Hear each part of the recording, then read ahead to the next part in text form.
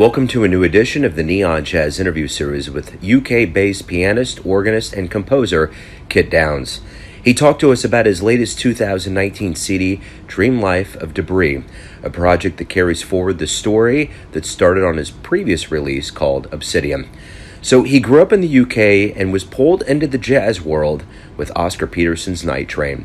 He is a BBC Jazz Award-winning, Mercury Music Award-nominated ECM Records artist that is touring the world, playing his piano, church organ, and harmony with all his gusto.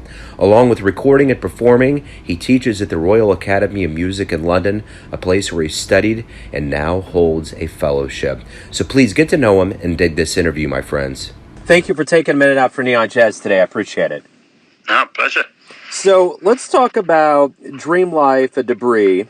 This is your latest album. Give me an idea of what the artistic vision behind this project was. So coming out of my last record, which was a solo church organ record called Obsidian, well, me and Sun Chung, the producer of this, of both of those records, the new one and Obsidian, decided that we wanted to make a record putting the organ in a broader context, just as a solo instrument, and not in the usual broader context that it would be put in, which would be an orchestra or a string orchestra or something like that, or with a choir, but instead putting it with instruments that it doesn't so often get paired with. So things like electric guitar, which is on the record, drums and percussion, cello, saxophone, and me also playing piano.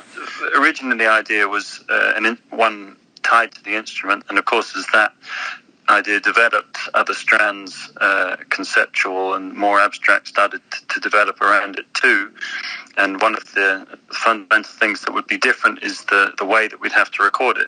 Obviously, if I'm going to play piano and organ at the same time, it wasn't going to be able to be such a live record as Obsidian was. It's going to have to be much more of a produced and edited record. So following that line of thought down to its extreme conclusion was the idea of recording lots of improvised sessions with different people in different rooms, different instruments, different combinations, and then editing afterwards, and then overdubbing and adding to make tunes out of. So that the whole process started with improvisations. Fundamentally, that was the idea. And then to make essentially a collage record that mixed so many different combinations of sounds, spaces and instruments and styles that we ended up with something that was, well, dreamlike in a way that felt somehow underwater. It was so, there was no one room sound, for example. There wasn't the sort of sound of one church on one recording. It's a mixture of all these different room sounds, or you lose the scale of the instrument in a way, like if you're overdubbing a piano over an organ, the reality of those two instruments sounding at the same time is that the organ would sound much bigger and have a much wider sonic spectrum than the piano. But we wanted to mix it where they were all on a sort of artificially level playing field sonically. So the idea was to sort of give it this very neutral space which allowed to hear detail in each instrument, and how that gave us a sort of blank enough canvas to try and weave some threads through all of these different instruments and all of these different players that have different ways of playing the instrument. For example, Ian Vester, who is an electric guitarist and plays with a lot of pedals, but also plays with the bow. So sometimes you're not even sure if it's a cello or a guitar. And the same with Tom playing the saxophone, essentially a woodwind instrument, which is what the organ is times a million. So the idea being that he feels like a rogue rank of pipes in that as well. Piano, percussion instrument, having drums there as well.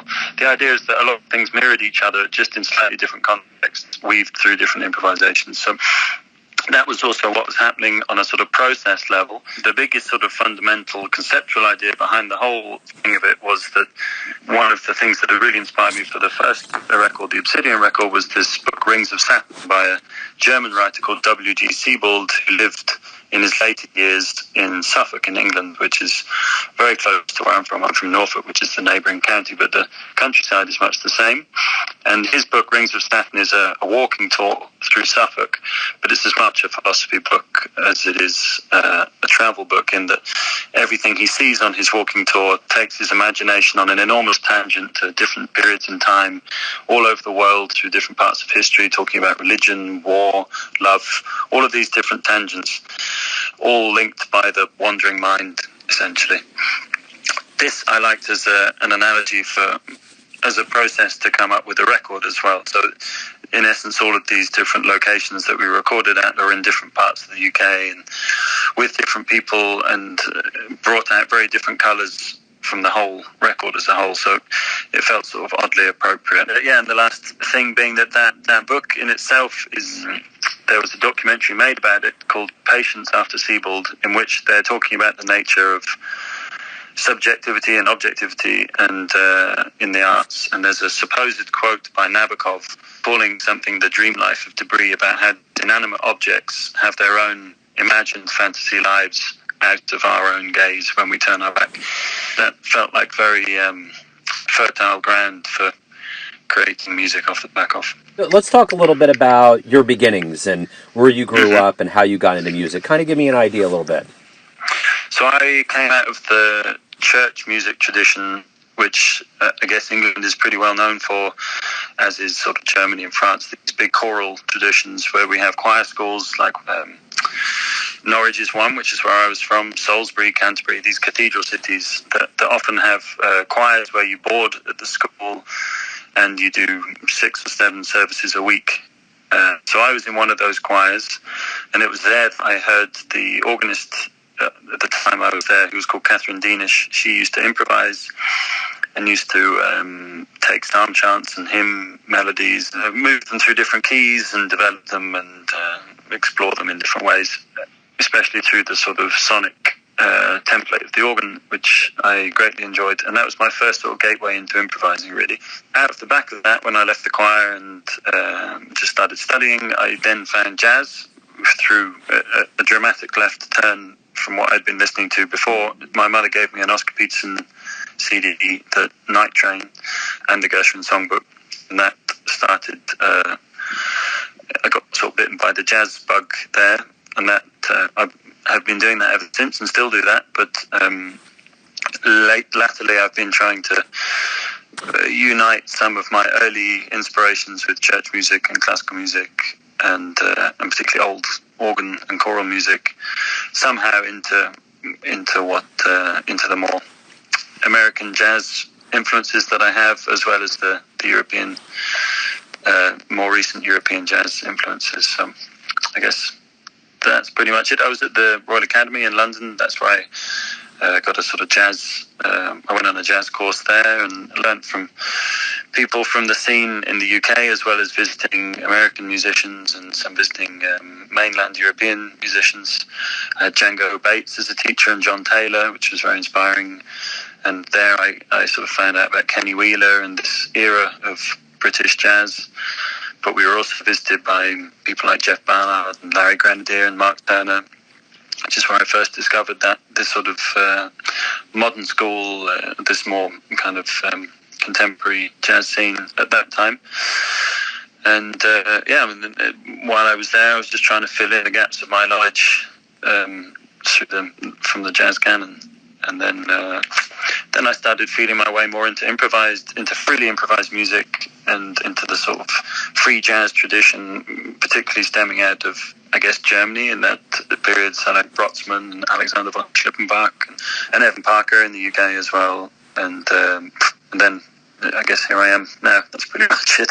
Did you always know that you wanted to be a musician? Pretty much, I think. I mean, my mum is a music teacher. My dad worked in law, but he was always very... he's an amateur organist and loved to sing and play instruments and things. So music was always a big force in our household when I was growing up, and there was always a harmonium around and 2 pianos at one point, 2 little upright pianos and things.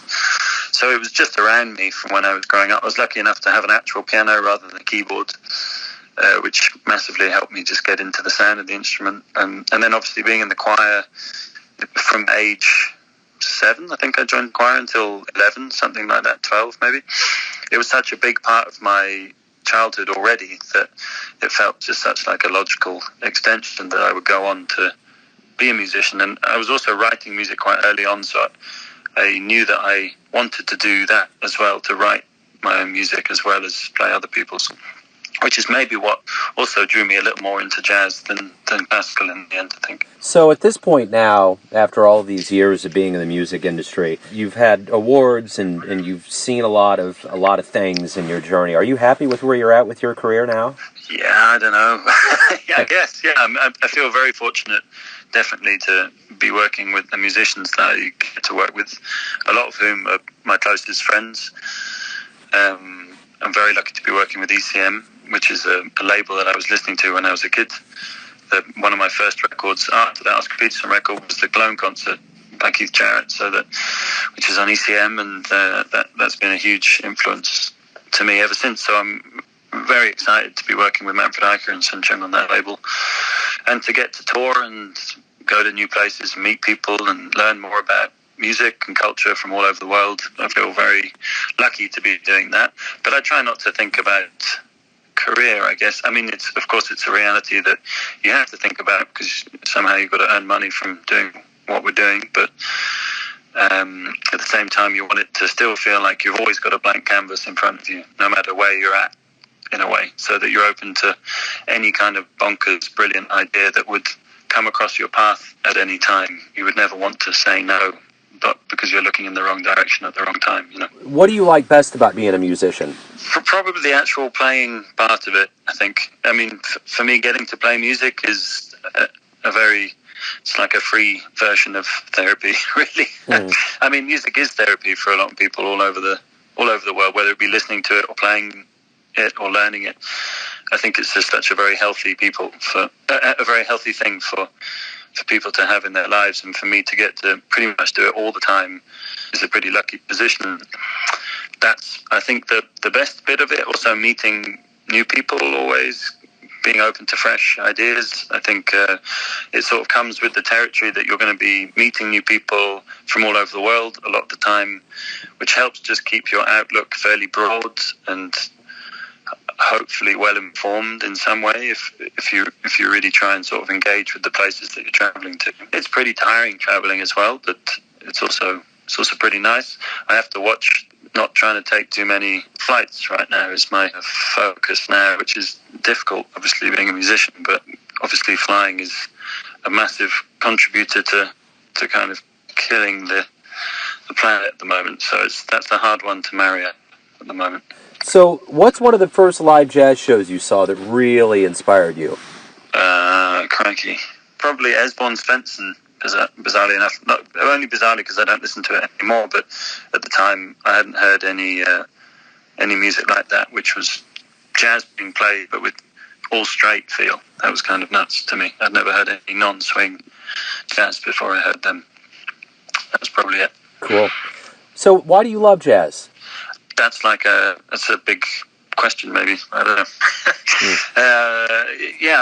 I think I first loved it because it's improvising and it feels very free and it feels like a very powerful music that was born out of a powerful time in history. I love the freedom that it gives you that I didn't feel from classical music at that time.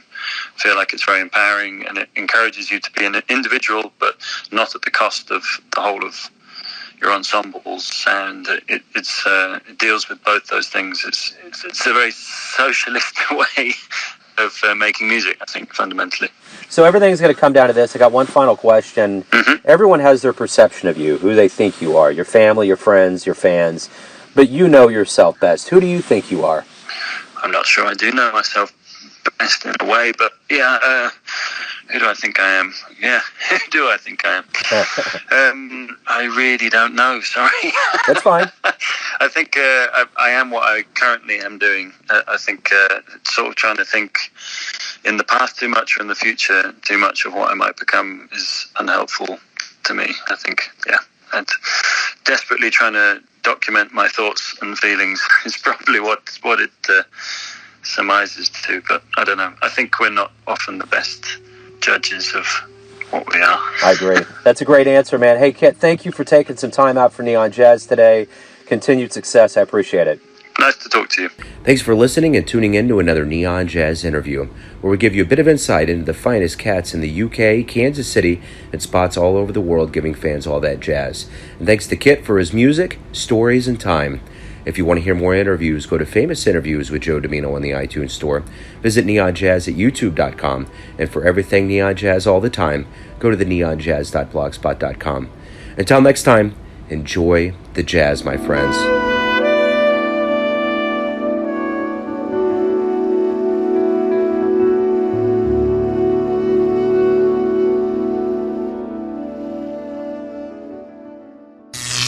Neon Jazz.